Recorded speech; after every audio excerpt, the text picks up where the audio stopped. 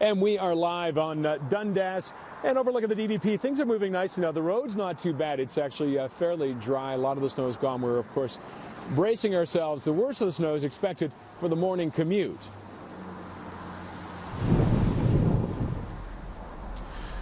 Now, it was a sloppy commute home as the first flakes hit around 3, then picked up speed for the rush hour commute.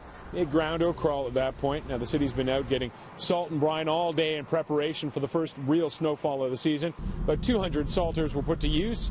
As for the 600 street plows, they'll hit the highways after 2.5 centimeters, the main roads at 5, and side roads at 8 centimeters.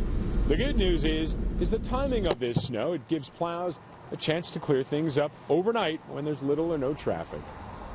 And will the plows be out during rush hour? If they're required, that isn't the best time to plow, that's for sure.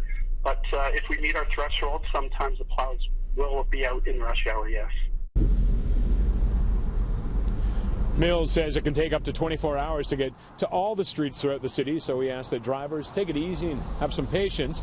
Now, apparently not everyone has been listening. Toronto Police say there were about 20 reported collisions between 5 and 7 when the snow was the heaviest. That's more than normal, and police say really there's no excuse. Unfortunately, the roads are busy and they are slow, but people are still crashing. Yeah. There's an awful lot of single motor vehicles that are slipping off the roadways, slipping into ditches and bus shelters and all that. Those are people that are not expecting their vehicle to handle the same way as they did yesterday. So people need to know that their car is going to handle different. Now, Sergeant Campbell says it is important in conditions like this that everyone pay extra attention. Drivers, slow down, clear your car off properly as well. For pedestrians, especially when you're wearing the big hoods and the headphones, take a second look when you're crossing the street. And Adam, are we going to see the plows on the road in the morning rush? They try to avoid it, but it looks like they won't be able to. You know, that's the thing. We're going to see the heaviest snow falling between 2 a.m. and 5 a.m. So hopefully that is just enough time for them to get out there, do their preliminary clearing, and then hopefully the morning commute's not too bad. One thing I'm a little concerned with, even the evening commute being impacted, this snow.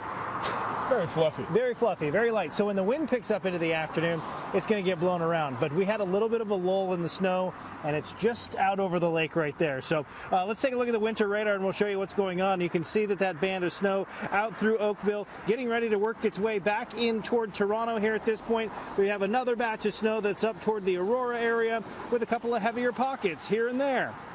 And it's all going to start to fill in over the next couple of hours. So again, between 1 a.m. to about 5 a.m. is going to be our window for some of that heavier snow to continue to develop and continue to move into the area. So by the morning, what we end up with is about 5 to 10 centimeters of snow. We'll see that on the ground there for the morning commute. And then during the day tomorrow, some on and off scattered snow showers. About another 2 to 5 centimeters, depending on where you are across the GTA in the forecast there for us.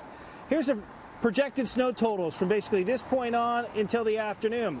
So we already have 4 centimeters of snow on the ground out at Peterson Airport. We're going to add another 5 as we get toward the morning, and as much as 8 centimeters in and around the Stouffville area. And then we see a little bit of that lake effect action that happens back in behind it that could enhance those totals into portions of Durham region.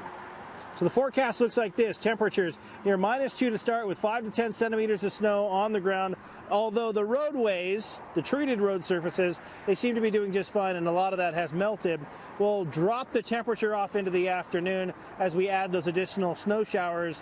But dress for wind chill late in the day between -10 and about -15. So we're going to see that drop off in temperatures. We get some really cold air coming in. And we're talking about some pretty frigid air as we get toward the middle part of the week, plus 2 more snow chances coming our way this week. I'll have those forecast details coming up in just a bit.